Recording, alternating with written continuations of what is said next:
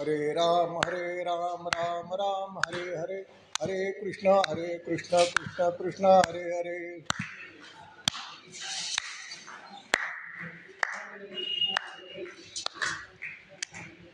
हरे राम राम राम हरे हरे, हरे कृष्ण कृष्ण कृष्ण हरे हरे.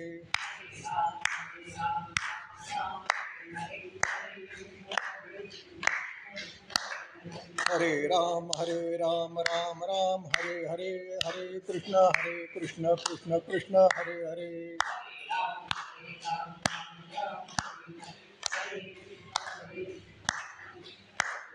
हरे राम राम हरे हरे, हरे कृष्ण कृष्ण कृष्ण हरे हरे.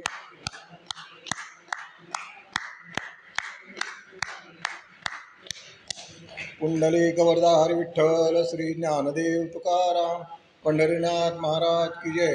माऊली ज्ञानेश्वर महाराज की जय. जगद्गुरु तुकाराम महाराज की जय. शांती ब्रह्म एकनाथ महाराज की जय. समर्थ रामदास स्वामी महाराज की जय. श्री सद्गुरु जंगली महाराज की जय. सब संतन की जय. अवधूत चिंतन श्री गुरुदेव दत्त. भगवान गोपाल कृष्ण स्वरूप अशा सर्व श्रोत्यांना माझा नमस्कार. आजचा विषय तुम्ही वाचल्यानंतर थोडासा तुम्हाला अचंब वाटला असेल की हे गीतेचं माहेरघर आहे आणि या ठिकाणी गीतेचं तत्त्वज्ञान किंबहुना पारमार्थिक विषय सहसा घेतले जातात. अशा वेळेला टाटा मध्येच कुठं आले असाच प्रश्न निर्माण झाला असेल.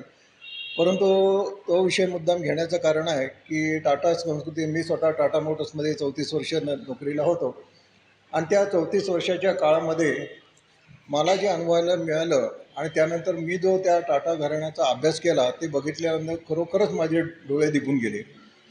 आपल्याकडे असं म्हटलं जातं की कुठलाही उद्योगधंदा व्यवसाय हा लांडीला बळी केल्याशिवाय होत नाही. काय अजून जवळ येतं आता कुठलाही व्यवसाय थोडीफार लांडीला बळी येतं आता लांडीला बळी केल्याशिवाय होत नाही असं आपल्याला वाटत होतं. थोडंफार अगदी सुरुवातीला माझं पण मत असं होतं, थोडंसं म्हणायला काही हरकत नाही की थोडंसं इकडं तिकडं करायला लागतं. परंतु ज्यावेळेला मला टाटा घराण्याशी संबंध आला किंवा टाटा मोटर्समध्ये नोकरी करायला लागल्यानंतर लक्षात आलं की खरोखरच एखाद्या माणसाने, तुकाराम महाराजांचे वचन आहे, जोडोनिया धन उत्तम व्यवहारे, उदास विचार वेच करी, हे तुकाराम महाराजांचं वचन आहे. आपल्याला पण कधी कधी प्रश्न पडतो असा माणूस असू शकेल काय. परंतु ज्यावेळेला अभ्यास केला लक्षात आलं की एकच माणूस नाही तर अक्षरशः त्या पिढीतली सगळीच माणसं असं आहेत आणि त्यांनी हा उद्योगधंदा जो आहे हा असाच चालवलेला आहे. आणि नुसताच असाच चालवलेला नाही तर मी थोडंसं त्याच्यामध्ये बदल करतो तुकाराम महाराजांच्या वचनामध्ये. जोडून या धन उत्तम व्यवहारे, उदास विचारे वेच करी, हा चरण आहे. आता त्याच्यात मी बदल करतो. मी बदल करतो म्हणजे फार मी मोठा शहाणा नाही, परंतु त्याला मला राहवत नाही म्हणून की जोडून या धन उत्तम व्यवहारे, उदात्त विचारे वेच करी. बघा किती फरक पडतोय. तर अशा या टाटा घराण्याचा आपल्याला इतिहास बघायचा तर आपण सुरुवात करूया. आपल्याकडे द्रष्टा नावाचा एक शब्द आहे. सहसा एखादा माणूस ज्ञानी असतो, एखादा माणूस माहितगार असतो, पण कधीतरी आपल्याला एक द्रष्टा नावाचा शब्द कुठंतरी येतो. तर हा द्रष्टा म्हणजे काय की तो आत्ताच, द्रष्टा आत्ताच पुढं होणाऱ्या शेकडो वर्षांमध्ये काय होऊ शकेल आणि त्याची तयारी आत्तापासून सुरू करतो. पुन्हा एकदा सांगतो, पुढं काही वर्षामध्ये आता त्या द्रष्ट्याचा 100 वर्ष, 200 वर्ष, 1 वर्ष, 1000 वर्ष असं लिमिट काही नाही. पण भवितव्यात घडू शकणाऱ्या गोष्टींचा आत्ताच तो विचार करतो. वास्तविक त्या विचार करण्यापासून त्याचं काय अडलेलं नसतं, परंतु त्याची वृत्तीच अशी असते पुढं भविष्यात काय घडणार आहे याचा विचार करून आत्ताच अशी तयारी करायची. आणि ती तयारी अशी करायची की भावी काळ हा आपला सुसह्य होईल. एवढंच नाही तर भावी काळ अधिक उज्ज्वल होऊ शकेल अशा तऱ्हेचे विचार. तर अशा तऱ्हेचे विचार आपल्याकडे सगळे ऋषीमुनींचे होते. आपल्या ऋषीमुनींनी त्या काळामध्ये या सगळ्या गोष्टींची काळजी घेतली होती. पण बऱ्याच वेळेला असं आपल्याला वाटतं की त्या काळात ते शक्य आहे, ह्या काळात शक्य नाही वगैरे. परंतु आता मी जे काही सांगणार आहे त्याच्यानं तुमचा सगळ्यांचा विश्वास बसेल की अशी माणसं आपल्या देशात आहेत. आणि टाटांनी किती पुढचा विचार केला होता हे लक्षात आल्यानंतर येईल की आज आपण जे काही वैभव उपभोगतोय त्याचा पाया सगळा टाटांनी घातलेला आहे. त्याच्याकडे आपण वळूया. तर कहाणी साधारण पारशी धर्माच्या स्थापनेपासून सुरुवात होते. इसवी सन पूर्व 6व्या शतकामध्ये पर्शिया म्हणजे इराण आपण म्हणतो, तिथं स्थापन झालेला धर्म जगातल्या मोठ्या 10 धर्मांपैकी एक होता. आणि पारशी लोकांचा 3 शब्दांवर फार विश्वास आहे, भर आहे त्यांच्याकडे. तर पहिला शब्द आहे की हुमता म्हणजे शुद्ध विचार, हुक्ता म्हणजे शुद्ध उच्चार आणि हुराष्ट्रा म्हणजे शुद्ध आचार.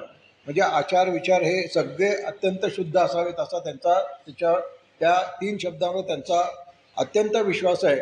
किंबहुना ते त्या धर्माचे आपण म्हणतो ना, धर्माचे हे दाखवणारे, धर्माचा आपण म्हणतो ना फॉर्म्युला असं म्हणायला काही हरकत नाही, अशा तऱ्हेचे ते शब्द आहेत. आणि परंतु त्यानंतर त्या काळानंतर 6व्या शतकामध्ये ठीक होतं, म्हणजे 7व्या शतकानंतर यवनांची आक्रमण तिथं व्हायला लागली आणि ह्या धर्माचा ऱ्हास सुरू होता. 12व्या शतकामध्ये परिस्थिती वाईट झाली की मुस्लिम धर्मातील लोकांनी त्यांच्यापुढे 2च पर्याय ठेवले, एक आमचा धर्म तर स्वीकारा, नाहीतर आम्ही तुमची डोकं उघडू. हे आपल्याला सगळ्यांना माहिती आहे. आणि अशी परिस्थिती निर्माण झाल्यानंतर त्यांच्यातले काही पारशी लोक जहाजातून पळून गेले आणि पळत पळत आले. त्यांनी त्यांचा अग्नी, पारशी लोकांचा आग्यारी असते बघा, आपलं देऊळ असतं तसं आग्यारी असते, तो अग्नी घेऊन पर्वतराजीत पळून गेले. तर काही लोकांनी त्या ठिकाणी जहाजात बसून आपल्या भारताच्या दिशेने आले आणि गुजरातच्या किनाऱ्यावर नागमंडल नावाच्या गावात तिथल्या प्रमुखाच्या विचारून त्या जहाजातले लोक तिथं उतरले आणि तिथं त्यांनी वस्ती केली. आता हे लोक इतके चांगले होते, मिळून मिसळून वागायला लागले, त्यामुळे त्यांना लोकांना तसं काही त्या अप्रूप वाटलं नाही की हे काय बाहेरचे आले तर आम्हाला शहाणपणा शिकवतात वगैरे किंवा आम्हाला त्रास देतात, असं नाही. इतके मिसळून गेले होते.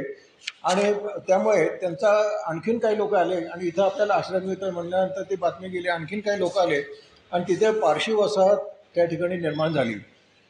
आता इथे गमतीदार प्रसंग घडला. नाही म्हणले तरी त्या गावामध्ये पारशी लोक खूप झाल्यानंतर गावातल्या लोकांना काही वाटायला लागलं की आज न उद्या आपल्या डोक्यावर बसतील.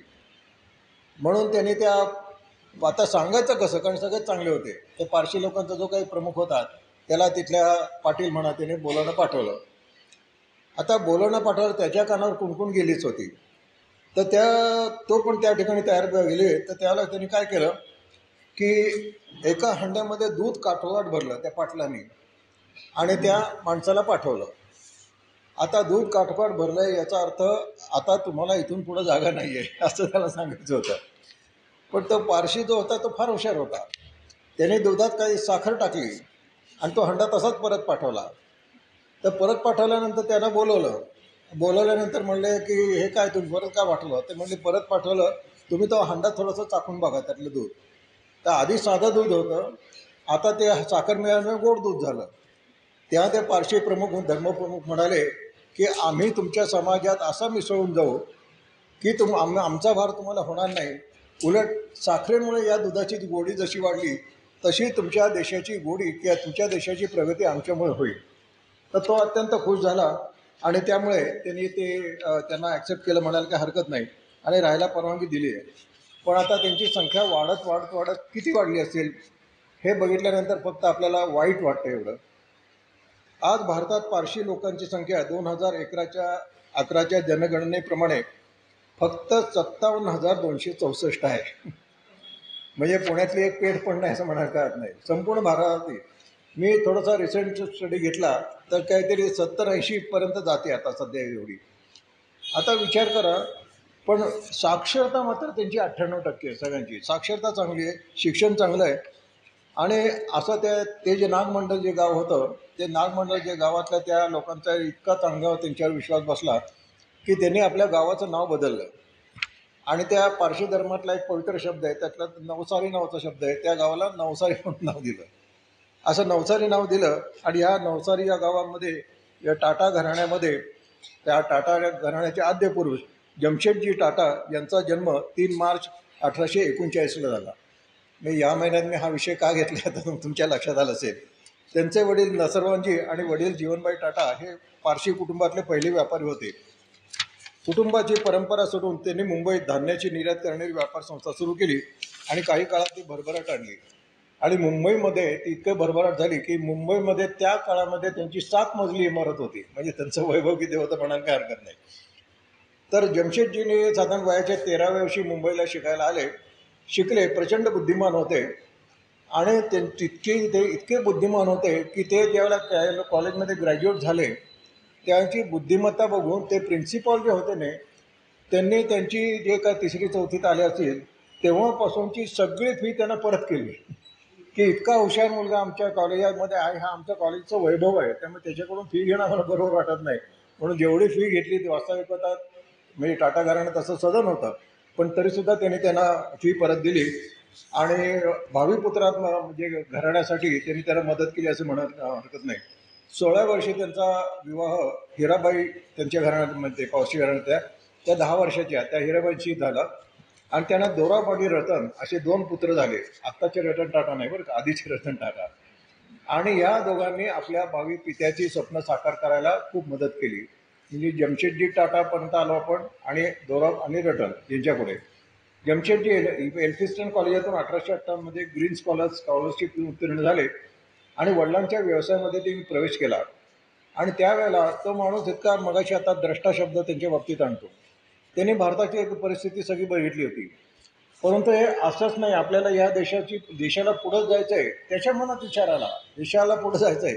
त्यांची संख्या त्यावेळेला जेमतेम 40,000 सुद्धा नसतील, पण ह्या देशाला आपण पुढं न्यायचं आहे, आपली जबाबदारी असं समजून त्या काळात सदन परिस्थिती असल्यामुळे त्यांनी युरोपातल्या अनेक देशांचा दौरा केला आणि तिथं काय चाललं ते अभ्यास करून आले की त्या देशामध्ये संस्कृती कशी आहे, त्या देशातले आचारविचार कसे आहेत, त्या देशातले उद्योगधंदे कसे आहेत, त्या देशाच्या लोकांचं राहणीमान कसं आहे वगैरे वगैरे. आणि असा संपूर्ण भरून आल्यानंतर त्यांच्यानंतर लक्षात आलं की आपल्या देशाला पुढे नेण्यासाठी बऱ्याच गोष्टींची आवश्यकता आहे. तर 1857चं त्यानंतर स्वातंत्र्य समर झालं ते आपलं फारसं सक्सेसफुल झालं नाही. त्यावेळेला जमशेदजीने विचार केला असं का झालं आणि असं का झालं त्याचं त्यांना उत्तर सापडलं. आणि त्यानंतर ते पंडित जवाहरलाल नेहरूंना जाऊन भेटले, स्वातंत्र्य मिळायच्या अगोदर जाऊन भेटले आणि त्यांना सांगितलं तुम्ही स्वातंत्र्य मिळवण्याचा प्रयत्न करतायत त्याला माझा पूर्ण पाठिंबा आहे, परंतु नुसतं स्वातंत्र्य मिळून काही उपयोग नाही त्यांचे परखड विचार. कारण हा देश जर का पुढं न्यायचा असेल तर पहिली गोष्ट तुम्हाला तुमच्या देशामध्ये पोलाद निर्माण करायला पाहिजे. मग दुसरी गोष्ट तुमच्या घरामध्ये ऊर्जा म्हणजे वीज निर्माण करायला पाहिजे. आणि तिसरी गोष्ट उत्तमोत्तम इंजिनियर्स, उत्तमोत्तम तंत्रज्ञ आणि उत्तमोत्तम त्या ठिकाणी विचारवंत निर्माण व्हायसाठी तुमच्या देशामध्ये उत्तमोत्तम शिक्षण संस्था असायला पाहिजे. पंडित नेहरूंना ते पटलं असेल, त्याच्यावर प्रश्न नाही. परंतु असं नुसतं सूचना देऊन त्यांनी असं थांबले नाहीत. तर त्या काळात भावी काळामध्ये यांनी तिन्ही स्वप्न त्यांनी स्वतःच्या हिमतीवर साकार केली. ती कशी केली ते आपण त्या ठिकाणी बघूया. आता ह्या गोष्टींचा ब्रिटिशांनी सुद्धा विचार केला नव्हता. मी द्रष्टा शब्दाकडे म्हणून, कारण ब्रिटिशांना फक्त राज्य करायचं, पैसे करायचं, जायचं आपलं असं होतं. या देशाला पुढं न्यायचं असं त्यांचं काही स्वप्न नव्हतं. तर हे स्वप्न त्यांचं होतं. त्यामुळे पहिल्यांदा ज्या त्यांनी ब्रिटिशांशी सुद्धा बोलायला सुरुवात केली, पण ब्रिटिशांनी प्रत्येक बाबतीत त्यांना मूर्खात काढलं. तर आता स्वप्न आता ह्या ठीक आहे, आपण स्वतःच्या हिमतीवर ही स्वप्न साकार करायची झाली त्याला पैसा पाहिजे. त्यामुळे लगेच त्यांनी वडिलांच्या धान्याच्या व्यवसायात प्रवेश केला आणि धान्याच्या व्यवसायात प्रवेश केल्यानंतर काही व्यापार करताना त्यांना असं लक्षात आलं की कापसाच्या व्यापारामध्ये जास्त पैसा आहे. त्याचं कारण मोठं आहे म्हणून ते सांगत नाही. ते लक्षात आल्यानंतर त्यांनी कापसाच्या व्यवहारामध्ये गेलं, पण नुसता कापसाचा व्यापार त्या हे करून थांबले नाही. ते इंग्लंडला जाऊन म्हणजे त्या कापसाची पैदास कशी होते, त्याचा उपयोग कसा होतो, त्याच्यापासून वस्त्र कशी बनवली जातात, हा सगळा स्टडी ते त्या ठिकाणी करून आले. आणि त्याला कापसाचा भाव 20 रुपये खंडी होता. त्या काळामध्ये त्यांना 74 रुपये खंडी एवढा भाव मिळाला. त्यामुळे त्यांना भरपूर पैसे मिळाले असं काही हरकत नाही. तर त्यांना असं वाटलं की आता आपण आपली कापड गिरणी चालू करावी. म्हणून चिंचपोकळीला एक दिवाळखोरीतली गिरणी विकत घेतली आणि तिचं नाव अलेक्झांड्रा मिल असं ठेवलं आणि तिथं त्या ठिकाणी वस्त्रोद्योगाचा पाया रचला म्हणायला हरकत नाही. आणि त्यानंतर नागपूरला 1 जानेवारी 1877 रोजी इम्प्रेस मिलची स्थापना करून तिथं पण कापड उत्पादन सुरू केलं. आणि त्यानंतर त्या दोन्ही कारखान्यामध्ये ते आपल्या एम्प्लॉईजना म्हणजे कर्मचाऱ्यांना सुविधा काय देत हे मी थोड्याने सांगतो. परंतु त्यावेळेला ब्रिटिश अधिकारी म्हणजे आपल्याकडे जसं फॅक्टरी इन्स्पेक्टर वगैरे असतात ना, त्याला ते तपासणीला येत आणि ते टाटा देत असलेल्या सोयीसुविधा बघून आश्चर्यचकित व्हायचे. कारण ते म्हणले की म्हणजे वस्त्रोद्योगाचे आम्ही जनक आहोत, आम्ही ही सुरुवात केली, पण आम्ही आमच्या कर्मचाऱ्यांना जेवढी सोयी सवलती देत नाही त्याच्यापेक्षा जास्त तुम्ही देताय. अहो तुम्ही देवदूत आहात असं त्यांनी त्यावेळेला विचार काढलेला होता. आणि या अशा त्या कुटुंबातला एक दूरचा भाऊ, बहिणीचा चिरंजीव रतनजी, हे सुद्धा हुशार निघाले. हे दुसरे रतनजी बरं का. आणि त्यांचं नवसारीत बालपण गेलं आणि त्यांची हुशारी बघून त्यांना टाटा सन्समध्ये आपल्या जमशेदजीने आणलं आणि त्यांना संचालक पण केलं. त्यांनी एका फ्रेंच तरुणीशी विवाह करायचं ठरवलं होतं, पण त्यांची भावी पत्नी सुनी त्यांच्यापेक्षा 26 वर्षांनी लहान होती. पण दोघांचं चांगलं जमायचं. आणि पण इतकं चांगलं जमायचं, त्या अत्यंत सुंदर होत्या. इतक्या सुंदर होत्या की रस्त्याने येणारे जाणारे म्हणजे कसे पण बघत जातील, येणारे जाणारे लोक पाठीमागे वळून त्यांच्याकडे बघायचे, इतके त्या सुंदर होत्या. परंतु आता ह्या परधर्माची सून आपल्याकडे कसे करायची. पण त्यावेळेला जमशेदजी त्यांच्या पाठीशी ठाम उभे राहिले. ते म्हणाले, तुझं तिच्या मन जोडलेलं आहे, तुला तिचे विवाह करायचा वाटतं, तुला वाटतं ना तुझा संसार सुखात चालेल, तू खुशाल व्यवहार कर, मी जे काय होईल ते बघून घेतो. आणि त्याप्रमाणे त्याने तो विवाह केला. पण सुनियने नंतर पारशी धर्म पण स्वीकारला आणि त्यांच्या पोटी भारतरत्न जे.आर.डी. टाटांचा जन्म झाला. आपण त्यांच्याकडे नंतर येणार आहोत. पण आता आपण आणखीन एक त्यांनी मिल जमशेदजीने सुरू केली, ती स्वदेशी मिल सुरू केली. आता 56 वर्षाचे जमशेदजी झाले होते. प्रचंड पैसा मिळालेला होता. एखाद्या माणसाचा विचार आला असेल की एवढा पैसा मिळाला तर आणखीन जमिनी खरेदी करूया, शेअर्समध्ये गुंतवावेत, म्हणजे आणखीन आपली संपत्ती वाढेल कशी, असा विचार करावा. पण तो जमशेदजीच्या मनात वेगळाच विचार आला. त्यांच्या मनात विचार आला की ज्या भारताने आपल्या पूर्वजांना या ठिकाणी आसरा दिला आणि आपल्याला कधी आपण म्हणतो ना सापत्न भावाची वागणूक दिली नाही, अशा देशासाठी आपण आपली सगळी संपत्ती दान करूया. त्या काळातला विचार आहे बरं का. त्यावेळेला त्यांनी लॉर्ड कर्झन यांच्याशी वाटाघाटी केल्या, ते व्हाईसरॉय होते त्याला. आणि त्या त्या केल्या आणि आपली विद्यापीठ स्थापन करण्यासाठी नुसतं 30 लाख रुपये आणि मुंबईतल्या 14 इमारती द्यायची फुकट द्यायला तयार होते. पण कर्जन म्हणत होतं, हे करून तुम्हाला काय मिळणार आहे म्हणले. ते म्हणले, मला काय मिळणार नाही, भारताचे भारत गेला खड्ड्यात म्हणले, तुमचं तुम्ही बघा. आणि त्यांना म्हणजे आपण म्हणतो ना, त्यानं फेटाळून लावलं. आणि एवढं सगळं कळल्यानंतर पण आणखीन गमत पारशी समाजाला ही गोष्ट कळली आणि त्यांचा पण त्यांना विरोध चालू झाला. ते म्हणले की आपल्या समाजासाठी ठीक आहे, तुम्ही मोठे झालात, पण तुमच्या पैशाचा उपयोग आपल्या समाजासाठी करा ना, तुम्ही बाहेरच्या लोकांना कशाला देत आहे. त्यामुळे त्यावेळेला त्यांना वाळीत टाकण्यात आलं. आपल्याकडे वाळीत टाकण्याच्या कथा अनेक आहे, पण अशा वाळीत टाकण्याच्या कथा इतर धर्मात सुद्धा घडतात, हे बघायला काय हरकत नाही. परंतु त्यांनी हे सगळं करून सुद्धा त्यांनी आपल्या ध्येयापासून विचलित झालं नाही. आणि त्यांनी दोराब टाटांना पत्र लिहून मग एक खंत व्यक्त केली की माझी अशी स्वप्न आहेत, पण ही स्वप्न पुरी होतील की नाही माहिती नाही, परंतु तुमच्या काळात तरी तुम्ही पूर्ण करा, असं त्यांनी त्या ठिकाणी सांगितलं. आणि त्यानंतर मग खरी स्वस्त बसेना, पोलाद कारखाना काढण्याची परवानगी नाही, विद्यापीठ काढण्याची परवानगी नाही, काही म्हणलं तर नाही. पण हे स्वस्त बसले नाही. जमशेदजी इंग्लंडला गेले जमशेदजी, आणि त्या ठिकाणी तिथल्या गव्हर्नमेंटची त्यांनी परवानगी घेतली, म्हणजे मेन ब्रिटनची परवानगी घेतली. आणि त्यातले एक तज्ज्ञ पण घेतले, पोलाद अमेरिकेतले तज्ज्ञ घेतले. दोराब टाटांनी, जमशेदजी आणि दोराब टाटांनी 1897, 98, 99 असे 3 वर्षे पोलादासाठी आवश्यक अशी भूमी कुठं आहे, जिथं आपल्याला कोळसा मिळू शकेल, पाणी मिळू शकेल वगैरे वगैरे, म्हणजे कारखाना उभारणं करण्यासाठी जे काय लागेल त्याचा 3 वर्ष भटकंती केली. सगळा भारत पेन्शन काढला. म्हणजे एखादा चांगलं काम करण्यासाठी स्टडी किती करावा लागतो, होमवर्क किती करावं लागतं, याचं उदाहरण आहे. आणि ते केल्यानंतर त्या ठिकाणी एक जागा त्यांना सापडली आणि त्या ठिकाणी त्यांनी पोलाद साक्षी नावाचं गाव होतं झारखंडमधलं, त्या ठिकाणी त्यांनी पोलाद कारखाना करण्याचं ठरवलं. आणि बोलणी बहुतेक पुढच्या ह्याच्यात गेली. इथे एक गमतीदार प्रसंग घडला. आता हे वेड म्हणून अमेरिकन तज्ज्ञ जे आले होते मुंबईला जमशेदजींच्या मदतीला, एकदा जमशेदजींना वाटलं आपण त्यांना चांगली ट्रीट द्यावी, म्हणजे काय म्हणतं पार्टी द्यावी, असं काहीतरी त्यांचं प्रपोजल काहीतरी मार्गी लागत होतं. त्याप्रमाणे ते त्यांना घेऊन मुंबईतल्या त्यात हॉटेल मॅजेस्टिक नावाचं एक अत्यंत उच्चभ्रू हॉटेल होतं. थोडंसं मी तुम्हाला मागे घेऊन जातो. त्या काळामध्ये ब्रिटिशांची आपल्याला अत्यंत अपमानास्पद ट्रीटमेंट होती. असे मोठमोठे हॉटेल्स असतील, तलाव असतील, किंवा काही बाबतीत क्लब असतील, सार्वजनिक उद्यानंसुद्धा असतील, त्या ठिकाणी एक बाहेर पाटी लावली जायची. ती पाटी मी तुम्हाला माहिती आहे, पण ऐकल्यानंतर पुन्हा तुमची तळपायाची आग मस्तकाला जाईल. ती पाटी अशी असायची, dogs and Indian not allowed. कुत्र्यांना आणि भारतीय माणसांना इथे प्रवेश नाही. थोडक्यात भारतीय माणसाची लायकी कुत्र्यासारखी आहे. किती अपमानास्पद आहे बघा. पण जमशेदजींना वाटलं आपल्याबरोबर फॉरेनर आहे, त्यामुळे आपल्याला काय अडकाटे होणार नाही, म्हणून ते आत शिरायला लागले. दरबाराने त्यांना अडवलं. ते म्हणले पाठी बघितलं, तुम्हाला अडवलं. ते म्हणले अहो माझे फॉरेनचे गेस्ट आहेत, त्यांना आत सोडू म्हणे, तुम्हाला नाही जायचं.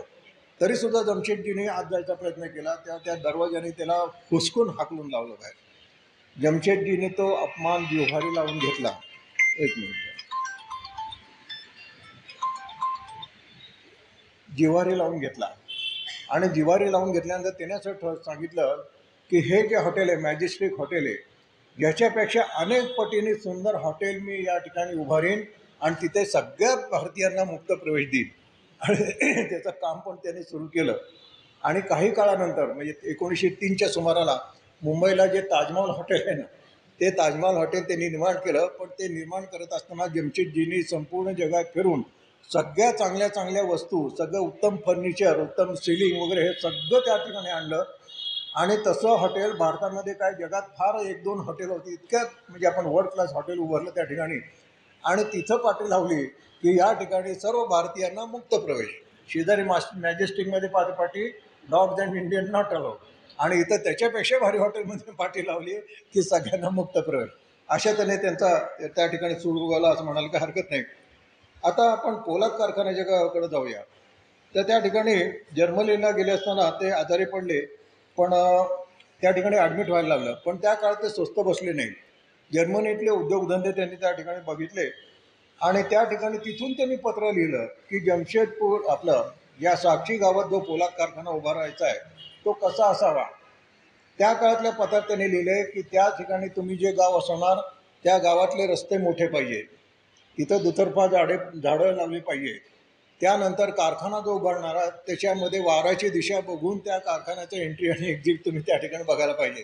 वाऱ्याची दिशा म्हणजे काम करणाऱ्या लोकांना, कारण पोलादाचा कारखाना म्हणजे भट्टी सगळे, तर त्यामुळे काम करणाऱ्या लोकांना धुराचा त्रास होता कामा नये, अशा तऱ्हेची तुम्ही उदाहरणे करा. आणि या ठिकाणी त्यांनी ते सांगितलेलं आहे. आणि हे करत असताना त्यांचं थोडंसं स्वप्न नंतर सगळ्या धर्माची देवळं तिथं असावी, तिथं हिंदूंची प्रार्थनास्थळं असावी, मुसलमानांसाठी मस्जिद असावी, पारशी लोकांची गेरी असावी वगैरे, सगळ्यांसाठी त्यांनी प्रोव्हिजन करावे. आणि त्या ठिकाणी हे सगळं करत असताना 19 मे 1904 या दिवशी बँड नोहेम या ठिकाणी त्यांचा मृत्यू झाला जर्मनीमध्ये. पण त्यांचा शव तिथं दफन न करता पारशी समाजाच्या दुखूळ दफनभूमीमध्ये त्यांना करण्यात आलं इंग्लंडमध्ये.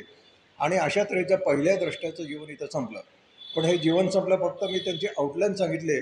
तर पुढचं काय काय झालं तर त्या ठिकाणी बघूया. आता त्यांचे पुत्र रतनजी आणि दोराबजी दोघांनी एकत्र येऊन त्यांची स्वप्न साकार करायचं ठरवलं. आणि दोराब टाटा यांचा जन्म जमशेदजी आणि त्यांची पत्नी हिराबाई यांच्या पोटी 29 ऑगस्ट 1859 झाला होता. मुंबईला शिक्षण घेतलं ते इंग्लंडमध्ये गेले. तिथून पुढे शिक्षण 30 वर्षांनी भारतात परत आल्यानंतर पदवी मिळवली. त्यांचा विवाह पण झाला, पण त्यांना संतान नव्हतं. पण उद्योगधंद्यांचा त्यांनी प्रचंड अभ्यास केला आणि जमशेदजींच्या स्वप्नाची पूर्तता केली. ती कशी केली ती त्या ठिकाणी सांगतो. तर त्या ठिकाणी 1907 साली हा दोराबजींनी हा जमशेदपूरचा कारखाना उभारला. आणि ज्या लॉर्ड हॅमिल्टननी म्हणजे जमशेदजी इंग्लंडमध्ये जाऊन ज्यांची परवानगी घेऊन आले होते, इथं परवानगी कर्जन परवानगी देत नव्हता म्हणून तिकडे जाऊन परवानगी घेऊन आले होते, त्या लॉर्ड हॅमिल्टनला त्यांनी या कारखान्याच्या उद्घाटनासाठी बोलवलं. तो आला, त्याने कारखाना बघितला आणि हे सगळं बघितल्यानंतर तो इतका प्रभावित झाला. तो पण म्हणला की आमच्या इंग्लंडमध्ये सुद्धा जेवढ्या सोयीसुविधा नाहीत, आमच्या इंग्लंडमध्ये सुद्धा इतका चांगला कारखाना नाही, आमच्या इंग्लंडमध्ये सुद्धा इतकी चांगली उभारणी नाही, वृक्षराजी नाही वगैरे, इतका सुंदर कारखाना उभारला. ते म्हणले की हा देवदूत आहे, देवदूत. आणि मला असं वाटतं हे साक्षी गाव या गावाला बरोबर वाटत नाही. त्यामुळे त्यांनी त्या गावाचं नाव त्या हॅमिल्टनने सांगितलं या गावाचं नाव जमशेदपूर ठेवण्यात यावं. आणि ते ठेवण्यात यावं. आणि तिथं रेल्वेचे स्टेशन आहे, त्या स्टेशनला नाव टाटानगर. हे जमशेदपूर टाटानगर हे मी सगळं बघून आलेलो आहे. आणि त्या ठिकाणी पोलादाचा कारखाना सुरू झाला. त्याचा फायदा कसा झाला तुम्हाला सांगतो. 1914ला पहिलं महायुद्ध सुरू झालं. त्याला रुळांच्या निर्मितीचा प्रश्न आला, कारण आपल्याला माहिती आहे की सैन्याची वाहतूक करायची असो किंवा युद्धसामग्री पाठवायची असेल, रेल्वे लाईन आपल्याला पाहिजे. त्यावेळेला पोलाद निर्मितीच्या कारखान्यावर की युरोपातल्या ते इंग्लंडचं जे होतं ते सगळ्यांचं तिथं बॉम्बफेक होऊन तिथं पोलाद निर्मिती होऊ शकत नव्हती. त्यावेळेला ह्या हॅमिल्टननी विचारलं की तुम्ही पोलाद निर्माण करू शकाल का? टाटानं विचारलं. टाटा म्हणाले आम्ही करतो. आणि त्यांनी करतो असं म्हणल्यानंतर इंग्लंडमधला एक पोलाद निर्मिती कारखानदार होता. तो म्हणाला टाटानी जर का रूळ बनवले, रेल्वेचे रूळ बनवले, तर ते मी कच्चे खाऊन दाखवेन. म्हणजे कितक्या निकृष्ट तऱ्हेचे रूळ असतील असे. परंतु त्याच्या नाकावर टिचून टाटानी इतकं सुंदर रूळ बनवले की त्या काळामध्ये ब्रिटिश सरकारला भरपूर रूळ दिले आणि टाटांना नफा पण भरपूर झाला. आणि 1918 साली महायुद्ध संपल्यानंतर ही ऑर्डर थांबली. त्यावेळेला आणखीन एक प्रसंग निर्माण झाला. हे जमशेदपूरला हे सगळं चाललं होतं. आपल्याला असं वाटतं वा छान चाललंय, पण तो काही लोकांना चांगलं पण बघवत नाही. अशा काही लोकांनी तिथल्या जमशेदपूरच्या सगळ्या कामगार मंडळी सगळ्यांची डोकी फिरवली आणि तिथे संप घडून आला. तो इतका चिघळला की आता परिस्थिती काय होती. पण त्यावेळेला डोळ्यात टाटा स्वतः जमशेदपूरला गेले, सगळ्या लोकांना एकत्र बोलवलं. तिथं त्यांच्या जीवाला पण धोका होता नाही असं नाही, कारण तिकडची लोक तापट आहेत आपल्याला माहिती आहे. तर सगळ्यांना एकत्र केलं. त्यांच्या प्रत्येक प्रश्नामध्ये त्यांनी उत्तरं काढली आणि तो त्या ठिकाणी संपूर्ण मिटवला. त्यामुळे ब्रिटिश सरकार इतकं खुश झालं की ब्रिटिश सरकारने त्यांना सर हा किताब दिला.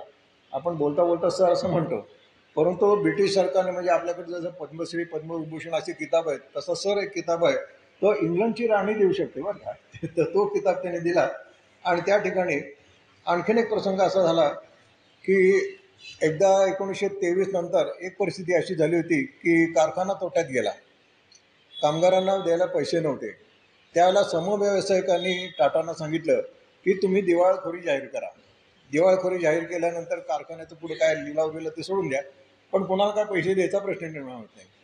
त्या टाटा म्हणाले, टाटा घराण्यातली कुणीही आपल्या कर्मचाऱ्यांना असं वाऱ्यावर सोडलं नाही.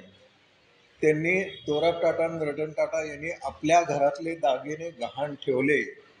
2 कोटी त्या काळातले 2 कोटी रुपये उभे केले आणि आपल्या कामगारांचे पगार देऊन त्यांचे संसार सावरले असं म्हणायला काही हरकत नाही. आता ह्या सगळ्या कालखंडामध्ये तुम्हाला मी हे 1913, 14, 1923 वगैरे कथा सांगितल्या. आपल्याकडे फॅक्टरी ॲक्ट नावाचा एक प्रकार झाला. हा स्वातंत्र्यानंतर निर्माण झाला आपल्याला माहिती आहे. परंतु याची मुहूर्तमेढ टाटाने किती अगोदर केली होती. म्हणजे द्रष्टा शब्द हा तुम्हाला पुन्हा एकदा सांगतो त्या ठिकाणी की कामगार कल्याण योजना, कामगारांना स्वच्छ पाणी पिण्यासाठी फिल्टरेशन प्लॅन्ट त्यांनी उभारला. कारखान्यामध्ये आतमध्ये दवाखाना, 8 तासांचा दिवस, रविवारची सुट्टी ही अशी नव्हती. तुम्हाला याचा विश्वास बसणार नाही. कामगारांना सुट्टी वगैरे असा प्रकार नसायचा. तर रविवारची सुट्टी ही पहिल्यांदा टाटाने सुरू केली. त्यानंतर अपघात झाला तर त्याला भरपाई, कामगाराला भरपाई, कामगारांच्या मुलांसाठी शाळा, भविष्य निर्वाह निधी म्हणजे प्रॉव्हिडंट फंड, महिलांना बाळंतपणासाठी रजा, महिला कर्मचाऱ्यासाठी, आणि सेवानिवृत्तीनंतरचा म्हणजे त्या ठिकाणी आपण म्हणतो ना प्रॉव्हिडंट फंड वगैरे, हे सगळं सुरू केलं. या 1934 ते 37 अंमलात आल्या ज्या सगळ्या गोष्टी. आणि फॅक्टरी ॲक्ट निर्माण झाल्यानंतर 1948 साली निर्माण झाला. त्या फॅक्टरी ॲक्टमध्ये त्याच्यातल्या काही गोष्टी सरकारने घेतल्या, सगळ्या घेतल्या नाहीत. आणि त्याच्यातल्या आणखी ह्या इथंवर थांबले नाहीत. आणि जमशेदजी टाटांच्या नंतर जे दोराब टाटा, रतन टाटा यांनी तर केलंच केलं, पण अगदी अलीकडे त्या मानाने अलीकडे आपल्याला JRD टाटाने त्यात भर घातली. त्यात क्लॉज काय होता की कारखान्यामध्ये एखाद्याला ॲक्सिडेंट झाला तर भरपाई म्हणा जे काय असेल ते सगळं मिळालं पाहिजे. त्यांनी असा नियम काढला, त्यांनी असं जोड दिली की तो कारखान्यात गेल्यानंतर कारखान्याच्या एरियामध्ये अपघात झाला हे मी समजू शकतो, पण तो घरून निघाल्यानंतर कारखान्यात पोचताना वाटेत अपघात झाला, तो कारखान्यासाठीच येतोय ना, मग त्याची पण भरपाई त्याला द्यायला पाहिजे. असा त्यांनी क्लॉज तो अमेंड केला. आणि त्याच्यामुळे कामगारांना किती हायसं वाटलं असेल विचार करा. त्यावेळेला ट्रान्सपोर्टेशन स्वतःची कार वगैरे हा भानगड नव्हता. आपल्याला अगदी आठवत असेल, मला तर लहानपणी आठवत आहे की आपल्या ऑर्डनन्स फॅक्टरीमध्ये बहुतेक सगळे लोक मंडळी सायकलवरून जात. त्या बॉम्बे पुणा रोडवर प्रचंड गर्दी होत असेल त्या काळामध्ये. अशा काळामध्ये या सगळ्या सोयी सवलती आणि त्याबरोबर त्यांना उद्योगधंद्यासाठी आणखीन एक केलं की त्यामुळे 15 संस्था उभारल्या, शिक्षण देणाऱ्या 15 संस्था उभारल्या, अनेक हॉस्पिटल उभारली. आणि रतन टाटा शिष्यवृत्ती पण त्यांना द्यायला सुरुवात केली. हे रतन टाटा आधीचे, आताची नाही. तर ह्याचा फायदा अनेक हुशार विद्यार्थ्यांना झाला. ते तुमच्या माहितीचं एक उदाहरण देतो. मागं पण मी एकदा सांगितलं आहे. आणि जे व्यक्ती हयात आहे, गेल्या वर्षीच 1 जानेवारीला त्यांचा वाढदिवस झाला. डॉक्टर रघुनाथ माशेलकर. परिस्थिती अतिशय हलाखीची होती. आई धुणं भांडी स्वयंपाक पाणी करून त्यांना मोठं करत होती. तर एक परिस्थिती अशी आली होती की त्यांना शिक्षण सोडायला लागणार होतं. तर फी भरायला पैसे नव्हते. त्यांनी दुसऱ्या एका मोलकरणीकडून ₹21 उधार घेऊन तिचं शिक्षण चालू ठेवलं. पण पुढे गेल्यानंतर खर्च वाढला. तर आता अशी परिस्थिती आली होती की आता फी भरणं शक्य नाही. तेव्हा आपल्या रघुनाथ माशेलकर म्हणजे लहान असताना त्यांना कोणीतरी सांगितलं की अशी रतन टाटांची शिष्यवृत्ती मिळू शकते हुशार विद्यार्थ्यांना. त्याप्रमाणे ते माग काढत काढत गेलं. त्यांनी फॉर्म वगैरे घेतला. हुशार होतेच काय प्रश्न नाही. आणि तो फॉर्म भरला आणि त्यावेळेला त्यांना महिना ₹60 त्यावेळेला महिना ₹60 शिष्यवृत्ती सुरू झाली. त्या ₹60 शिष्यवृत्तीमध्ये त्यांचं शिक्षण तर उत्तम झालं, पण घर खर्चाला पण मदत झाली. आणि आमच्याकडे ज्या वेळेला जमशेद आपले डॉक्टर रघुनाथ माशेलकर आले होते, त्यांना आम्ही एका मोठ्या कार्यक्रमावर बोलवलं. त्यावेळेला त्यांनी वाक्यानं पहिली सुरुवात केली की माझ्या बंधूंनो आणि भगिनींनो, आज तुमच्यापुढं पद्मविभूषण रघुनाथ माशेलकर उभा आहे. पण आज मी जो काय आहे तो टाटांच्यामुळे. आम्हाला माहिती नव्हतं काय. तेव्हा त्यांनी सांगितलं की मला त्यावेळेला टाटांनी ₹60 शिष्यवृत्ती दिली नसती तर आज मी या ठिकाणी आलो नसतो. म्हणजे ते उपकार पण त्यांनी बोलून दाखवलंय. आणि रतनजींचं व्यक्तिमत्व किती मोठं होतं असं म्हणायला काय हरकत नाही. आता शिक्षण क्षेत्रात त्यांनी काय केलं हे बघायला हरकत नाही. 1911 साली बंगलोरला इंडियन इन्स्टिट्यूट ऑफ सायन्सची निर्मिती केली. वाचता कळते तर टाटांच्या नावाने करू शकत होते, पण म्हणलं नको, आपलं नाव कुठे आलं नाही आलं. पहिल्यापासून टाटा जो उद्योग समूहाचा प्रसिद्धी परमानतोय, कधी त्यांनी डंका स्वतःचा वाजवला असं दिसत नाही. अलीकडे अलीकडे त्यांच्या जाहिराती टी व्हीवर बघायला मिळतात, पण तो एक बिझनेसचा भाग म्हणून. पण त्याच्यामध्ये अतिशयोक्ती डंका वाजवणं असं काही प्रकार नसतो. तर त्या ठिकाणी संस्था स्थापन केली आणि ही संस्था सरकारी नव्हती, पण राष्ट्रनिर्मितीमध्ये ह्या संस्थेने फार मोठा वाटा उचलला. त्याच्यातली 2-4 नावं तुम्हाला सांगतो की त्या इन्स्टिट्यूटमधून किती मोठे दिग्गज बाहेर पडले. एक म्हणजे डॉक्टर मोक्षगंडम विश्वेश्वरय्या यांनी भारतामध्ये उत्कृष्ट धरणं बांधली. आपल्या पुणे इंजिनिअरिंग कॉलेजचे विद्यार्थी आहेत बरं का ते. खडकवासला धरण त्यांनीच बांधलेलं आहे. उत्तम धरणं बांधली, बांधकामे केली, शिक्षण संस्था, व्यवसाय निर्मिती केली. दुसरे C.V. रमण, त्यांनी तर आपल्या संशोधनानं वनस्पती सजीव आहेत हे त्यांनी सिद्ध केलं आणि त्यांना नोबेल प्राईज मिळालं. किती मोठे विद्यार्थी त्यातून बाहेर पडाले. तिसरे होमी बाबा, आपल्या भारताच्या अणुशक्ती म्हणजे होमी बाबा म्हणजे भारताच्या अणुशक्ती, इतकं हे मोठे अशा तऱ्हेचे. नंतर चौथे डॉक्टर विक्रम साराभाई, म्हणजे आपला अंतराळयान वगैरे जे काय असेल, म्हणजे आपला अंतरायुगातला प्रवेश जो झाला तो विक्रम साराभाईंच्यामुळेच झाला. असे दिग्गज त्या ठिकाणी निर्माण केले. आणि आज सुद्धा जगामध्ये जेवढे शोधनिबंध प्रसिद्ध होतात त्यातले 10% शोधनिबंध या एका इन्स्टिट्यूटमधून जातात. म्हणजे हे शिक्षण निर्मिती किती चांगली होती. त्यानंतर जलविद्युती, मी तुम्हाला 2-3 गोष्टी सांगितल्या. पोलाद कारखाना सांगितला, शिक्षणाचं क्षेत्र सांगितलं, अजून थोडं नंतर त्यात भर घालणार आहे. आता वीज निर्मितीसाठी, या वीज निर्मितीसाठी दोराबाणी जमशेदजीने त्याला होते, त्यांनी सगळी पाहणी केली. आता वीज निर्मिती करायची झाली तर त्या ठिकाणी त्यांनी असं ठरवलं की पहिली गोष्ट म्हणजे कोळशापासून करायची नाही, कारण त्यांनी प्रदूषण होतं. केवढा मोठा त्या काळातला विचार केला त्यांनी, कोळशापासून नाही करायची. मग कशाने? जलविद्युत, कारण ते बघून आले होते जलविद्युत निर्माण करता येते. आणि हा स्टडी करून त्यांनी लोणावळ्याजवळ त्या ठिकाणी त्यांनी सांगितलं की या ठिकाणी आपण विद्युत निर्मिती केली तर खोपोली, आपण कदाचित जाताना येताना बघितलं असेल, खोपोली पॉवर हाऊस. पण तिथं काही नदी वगैरे अशी काही नव्हती. वरच्या बाजूला त्याने एक धरण बांधलं, वळवंट धरण म्हणतात, आणि त्या धरणातून पाईपलाईन मार्गे ते पाणी खाली आणलं आणि त्या पाण्याच्या फोर्सवर त्या ठिकाणी जनरेटर चालवले जातात, आपण बघितलं. पण विचार करा, त्यातला एक एक पाईप एक पुरुष उंचीचा आहे. एक एक पाईप मी जाऊन स्वतः बघून आलेलो आहे. असे शेकडो पाईप. त्या काळात क्रेन, JCB वगैरे काही नव्हतं. सगळ्या गोष्टी मॅन्युअल केल्या जायच्या. अशा काळामध्ये ते तुम्ही पुणे मुंबईच्या रेल्वेच्या प्रवासामध्ये तुम्हाला ते पाईप सगळे दिसतात. ते पाईपलाईनची उभारणी करणं किती अवघड होतं हे आपल्याला माहिती आहे, पण ती निर्मिती केली. आणि हे केंद्र तेव्हापासून आत्तापर्यंत व्यवस्थित चालू आहे. याच्यातला एकही पाईप बदलायला लागलेला नाही, आज तागायत बदलेला लागलेला नाही. किंवा ज्या विद्युत तारा होत्या त्याचे जे टॉवर्स उभारले होते त्यापैकी एकही टॉवर त्या ठिकाणी काही दुरुस्ती निघाली नाही. मधून आपल्याला बातम्या ऐकायला मिळतात, कुठेतरी चक्रीवादळामध्ये त्या विजेचे खांब पडले, अमुक झालं तमुक झालं, कधी कधी टॉवर पण कोसळतो. पण ह्या टॉवरला काहीही धक्का लागला नाही आज आहे. आणि 1 फूट म्हणजे 1 पुरुष उंचीच्या पाईपमधून त्या ठिकाणी ते पाणी आणलं जायचं. आणि 1910 झाली टाटा हायड्रोइलेक्ट्रिक पॉवर कंपनी पहिलं केंद्र खोपोलीला कार्यरत होऊन ही वीज मुंबईच काय तर महाराष्ट्रातल्या अनेक भागामध्ये म्हणजे त्यावेळेला वीज फारशी नेली तर ते महाराष्ट्राभर त्या ठिकाणी टाटा कंपनीची वीज जायला लागली. त्यानंतर त्याच परिसरात भिरा भिवपुरी इथे अधिक विद्युत निर्मिती झाली. माझं सुदैव असं हे सगळे विद्युत केंद्र मला बघता मिळाली कारण माझे काका जे होते ते या तिन्ही केंद्रावर पार्टून सुप्रिटेंड होते. त्यामुळे बाळ गोपाळ आम्ही लहानपणी त्यांच्याकडे जायचो आणि त्यामुळे ते त्यावेळेस कळायचं नाही हे हायड्रो जनरेटर काही कळायचं नाही पण ते काहीतरी भव्य दिवा आहे हे सगळं बघायला मिळायचं. आणि आता नंतर मग इंजिनियर झाल्यानंतर ते सगळं कळलं. तर दोराब टाटा हे 1908 ते 1932 या काळात चेअरमन होते. ब्रिटिश सरकारने त्यांना नाईटहुड किताब दिला. 1915 ते इंडियन इन्स्टिट्यूट ऑफ इंडस्ट्रियल कॉन्फरन्सचे अध्यक्ष होते आणि 1918 इंडियन इंडस्ट्रियल कमिशनचे सदस्य होते. अनेक खेळात त्यांनी रुची होती. आता त्यांच्या आपल्या पुण्याशी संबंधित त्यांना असं वाटायचं की ऑलिम्पिक जगतामध्ये भारताचा प्रवेश झाला पाहिजे. वा वा छान लोकांनी टाळ्या वाजवणार नाही.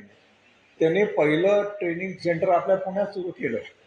ऑलिम्पिक दर्जाचं त्या ठिकाणी ऑलिम्पिक असोसिएशनची पुण्यात केली.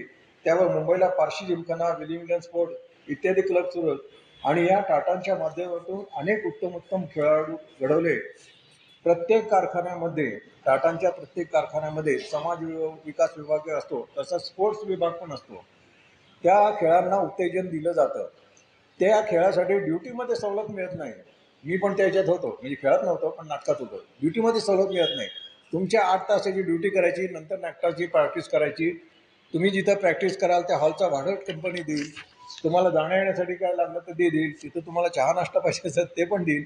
तुम्ही राज्य नाट्य सोयीचं तुम्ही मुंबईला जायचं असेल तो सगळा खर्च देईल. पण तुम्हाला ड्युटीच सवलत नाही. फक्त स्पर्धेची अंतिम स्पर्धा असेल त्या दिवशी तुम्हाला ऑन ड्युटी मिळेल एवढंच. पण याच्यातून अनेक दिग्गज खेळाडू निर्माण झाले. पण तुम्हाला एकच उदाहरण सांगतो. एव्हरेस्ट नागरी मोहिमेमध्ये पहिल्यांदा पदार्पण सुरेंद्र चव्हाण हा आमच्या टाटांचाच होता. त्याची मी मुलाखत घेतली होती. ती नंतर प्रसिद्ध झाली वगैरे भाग सोडून द्या. म्हणजे किती मोठा खेळाडू टाटा निर्माण करू शकतात हे आपल्याला त्या ठिकाणी हरकत नाही. आता समाजकार्यामध्ये दोघांनी भाग घ्यायला सुरुवात केली तर पत्नी त्यांची मृत्यू पावल्यानंतर लेडी टाटा मेमोरियल ट्रस्टची स्थापना केली.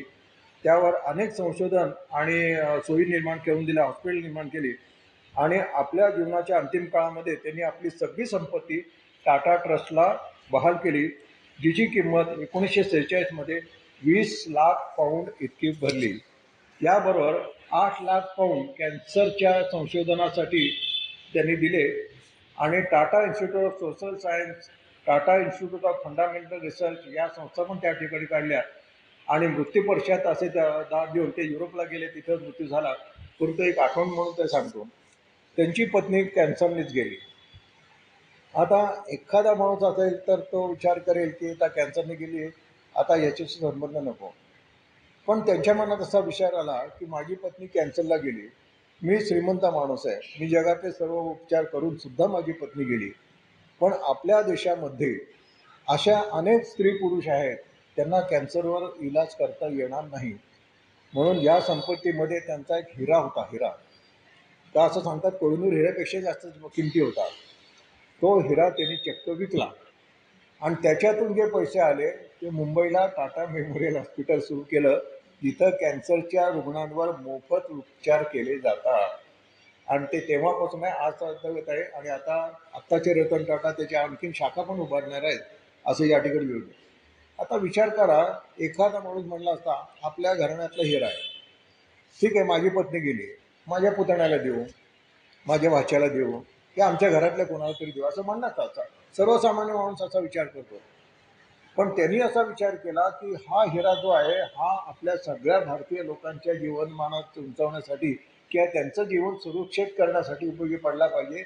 म्हणून तो हिरा मोडला त्यांनी आणि टाटा मेमोरियल हॉस्पिटलची उभारी केली. म्हणजे मी मगाचपासून जे तुम्हाला सांगतोय जोडून या धन उत्तम व्यवहार आहे उदात्त विचार करी हे कसं खरं आहे हे आपल्याला त्या ठिकाणी होत असेल. आणि त्या ठिकाणी अशा रतनजी दादाभाई टाटांचे दुसरे पुत्र त्या ठिकाणी त्यांच्या पोटी जहांगीर आपले जे.आर.डी. टाटांचा जन्म झाला. मी नंतर फोन करतो. बंदच केली.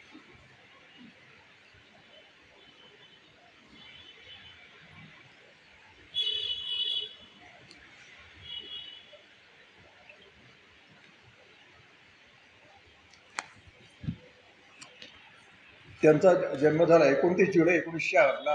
आपल्या जे.आर.डी. टाटांचा जन्म झाला फ्रान्समध्ये. ते दुसरे पुत्र होते आणि त्यांचं नाव जहांगीर असं ठेवणार आहे. जहांगीर या शब्दाचा अर्थ जग जिंकणारा.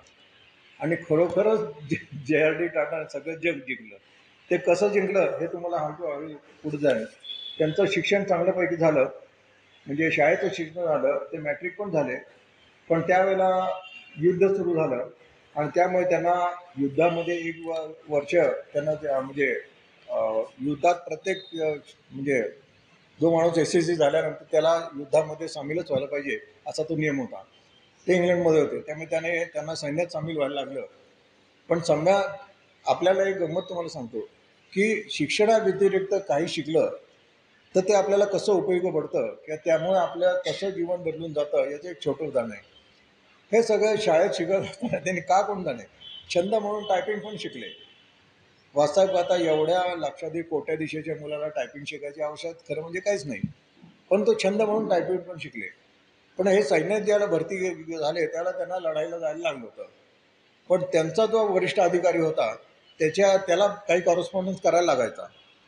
तर त्याला एक टायपिस्टची आवश्यकता होती. तर बोलता बोलता सहज म्हणाला मला टायपिस्टची आवश्यकता आहे. हे म्हणाले की मला टायपिंग येतं. मग चल म्हणे मग उद्यापासून माझ्या ऑफिसात तू माझा पर्सनल असिस्टंट म्हणून ऑफिसात घेतलं. पण याची गंमत अशी झाली, पुढं ज्यावेळेला आघाडीला गेले त्यावेळेला जमशेदजी आपले त्या ठिकाणी त्या ऑफिसमध्येच थांबले आणि त्यांची सगळी पलटण गेली. त्या पलटणीमध्ये सगळेचे सगळे युद्धामध्ये मारले गेले. फक्त आपले जे टाटा वाचले. का वाचले? टायपिंग येत होतं म्हणून. विचार करा, एखादी छोटीशी गोष्ट सुद्धा आपल्या आयुष्यात नुसतं जीवन बदलते अशातलं नाही, पण आपला जीव पण वाचू शकते हे आपल्याला बघायला काय हरकत नाही. आणि त्यानंतर त्या ठिकाणी ते ठरवलं होतं आता पुढचं शिक्षण घ्यायचं. पण त्यावेळेला जमशेदजी टाटांना असं वाटलं की त्यांनी आता परत यावं. त्यामुळे जेमतेम SSC शिकलेले जे.आर.डी. टाटा परत भारतात आले आणि त्यांनी आपल्या कुटुंबामध्ये सामील करून आपल्या उद्योगधंद्यामध्ये लक्ष घालायला सुरुवात केली. फक्त SSC झालेला मुलगा त्यांना जमशेदपूरला पाठवण्यात आलं पोलाद कारखान्यामध्ये. आणि त्या ठिकाणी पीटरसन नावाचे अधिकारी होते. त्यांना टाटांनी सांगितलं हा माझा मुलगा, याला तुम्ही शिक्षण द्या, याला वाटेल ते काम सांगा, काही हरकत नाही, तो माझा मुलगा कारखान्याच्या बाहेर, इथं आल्यानंतर तो तुमचा असिस्टंट. असं सांगितल्यानंतर तो पीटरसन पण तो पक्का होता. त्याने पण तसंच वागवलं त्यांना. म्हणजे फार कोणाचे लाड नाही, साहेबांचा मुलगा असं काही नाही. प्रत्येक गोष्ट त्यांना शिकवली त्यांनी. आणि ते शिकवली म्हणजे नंतर जमशेदजींनी त्या आपला जे.आर.डी. टाटांनी त्यांच्याबद्दल गौरव उद्गार पण काढलेले की त्यावेळेला त्यांनी मला या सगळ्या गोष्टी शिकवल्या नसतात तर आज एवढा यशस्वी झालो नसतं असं त्यांनी सांगितलं सुद्धा. त्यामुळे प्रत्येक गोष्टी त्या ठिकाणी शिकल्या. आणि त्या ठिकाणी नंतर 1929मध्ये फ्रेंच नागरिक होतं ते त्यांनी सोडलं. पण त्यावेळेला त्यांचा संपर्क तिथल्या थोड्याशा हवाई दलाशी आला. त्यांच्या मनात विचार आला की आपल्याला सुद्धा विमान उडवता आलं पाहिजे. म्हणून त्या ठिकाणी त्यांनी एक ब्लेरियट नावाचे एक प्रशिक्षक गाठले. त्यांच्याकडून विमान कसं उडवायचं ते शिकलं. त्याला ती जुनी विमानं होती, चाक खाली असलेली विमानं होती. तर ते शिकले आणि ती परीक्षा उत्तीर्ण झाले. आणि पहिला भारताचा वैमानिक म्हणून 10 फेब्रुवारी 1929 रोजी पहिला पायलटचा परवाना जो मिळाला आहे तो आपल्या जे.आर.डी. टाटांना मिळालेला आहे. पण त्याच्यामध्ये त्याचे थांबले नाही. त्यांच्या मनात विचार आला की भारतामध्ये सुद्धा विमान उद्योग चालू करायला पाहिजे आपल्याला. तर त्यामुळे त्याने असं ठरवलं आपणच सुरुवात करायची. नंतर काही दिवसांनी त्यांनी कराची ते मुंबई असं विमान चालवलं आणि आणलं काय तर टपाल आणलं. म्हणजे विमानाचा वापर टपालासाठी सुद्धा करता येतं. प्रवासी वाहतूक वगैरे हे कुणी करेल, पण टपालासाठी सुद्धा करता येतं असं त्यांनी केलं. आणि त्यानंतर 50 वर्षांनी पुन्हा त्या विमानातून त्यांनी मुंबईला परत कराचीला जाऊन दाखवलं. अशा तऱ्हेचं त्यांनी केलं. आणि 1932 साली टाटा एअरलाईन्स म्हणून पहिल्यांदी विमान कंपनी स्थापन केली. 1946 साली तिचं नाव बदलून एअर इंडिया ठेवलं. 1953पर्यंत भरभराटीला आली.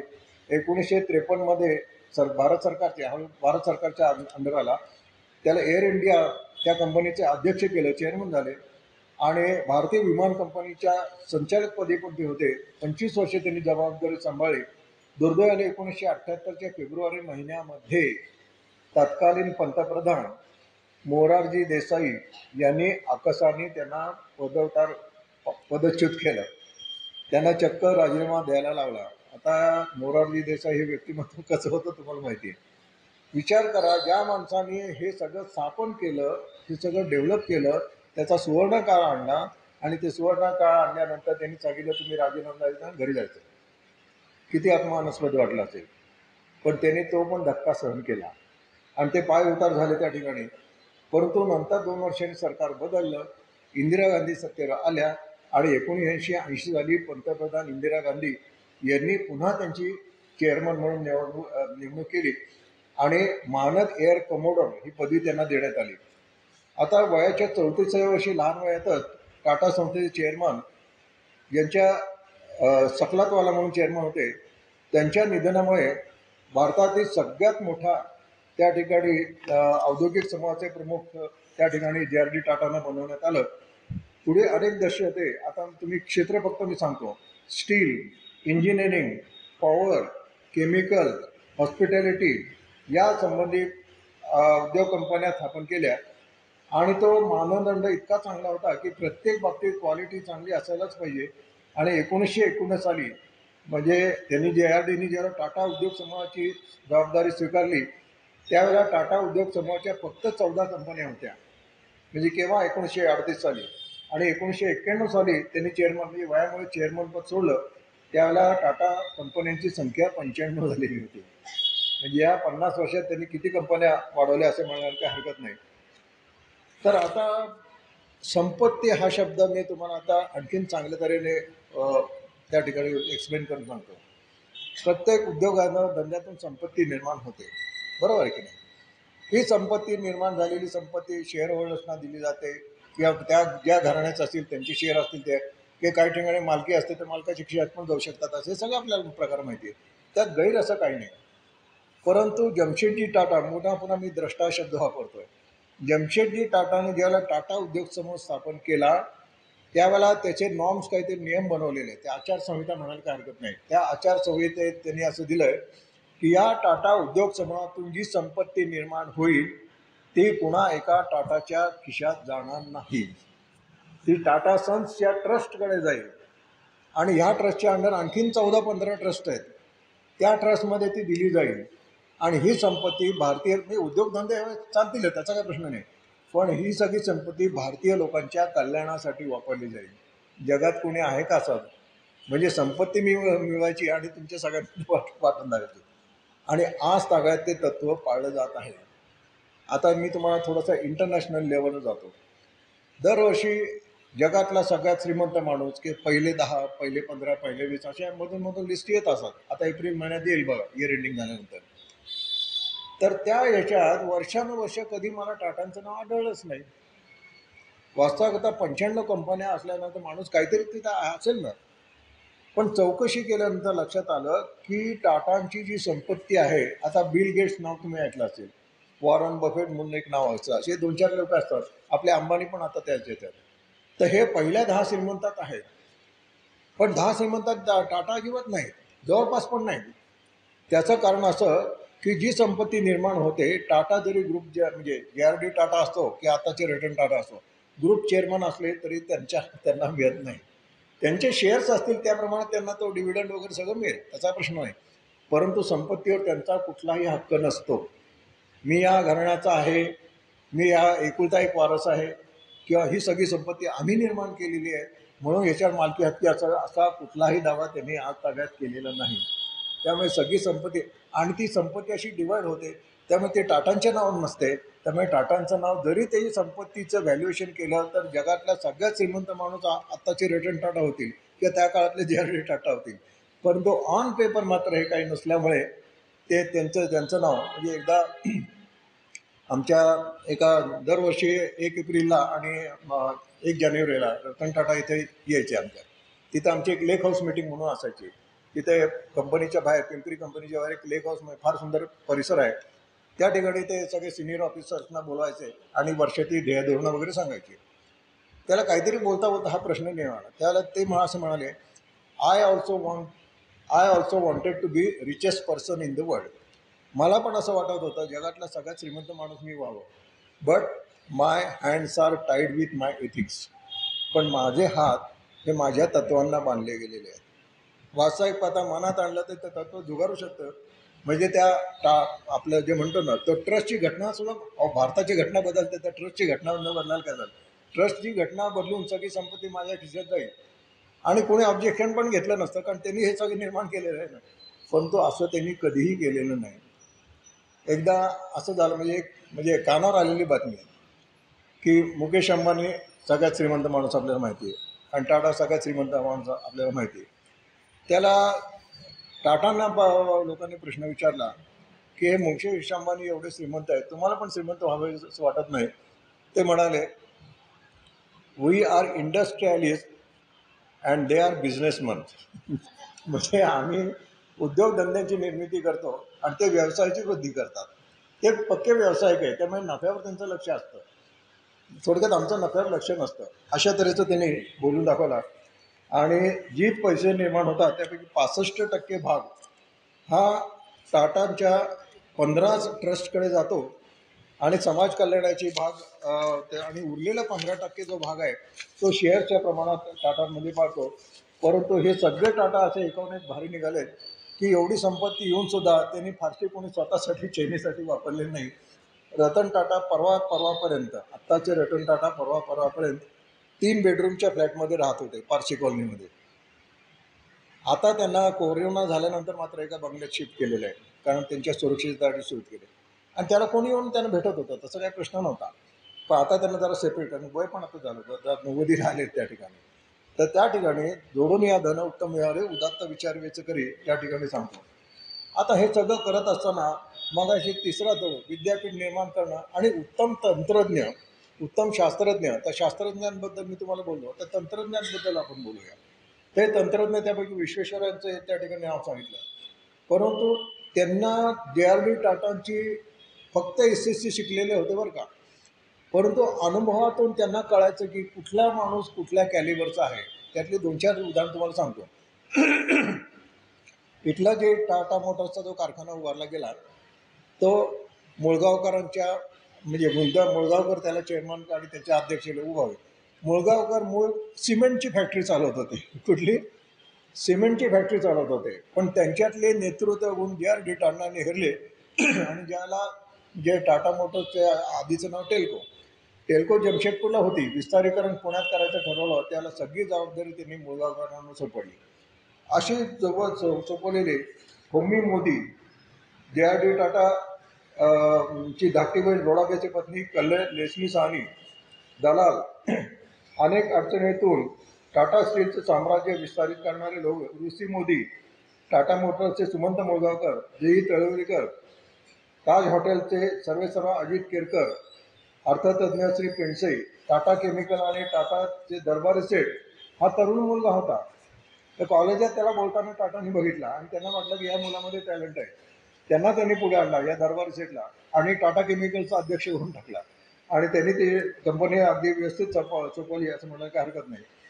तर आणखीन एक त्याने केलं की कुठल्याही उद्योगधंद्यासाठी स्टॅटिस्टिक्स वापर फार चांगला होतो.